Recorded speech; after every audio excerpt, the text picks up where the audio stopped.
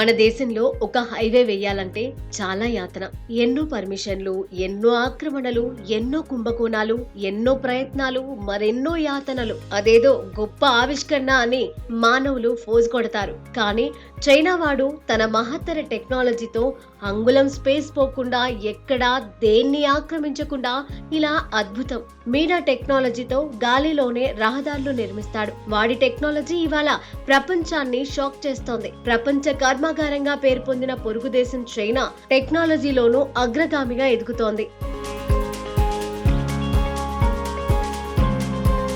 అగ్రదేశాలకు సైతం సాధ్యం కాని ఎన్నో సాంకేతిక వండర్స్ ను ఆవిష్కరించింది. హైవేలు, రోడ్లు వేసేటప్పుడు రైతన్నలు తమ పొలాలను, చెరువులను నష్టపోతూ ఉంటారు. ఇలా హైవేలు, రోడ్ల రూపంలో ఎన్నో పొలాలు, చెరువులు అంతరించిపోయాయి. అయితే రైతుల పొలాలకు కానీ, చెరువులకు కానీ ఎలాంటి నష్టం కలగకుండా ఆధునిక టెక్నాలజీతో చైనాలో సరికొత్త హైవేని నిర్మించారు.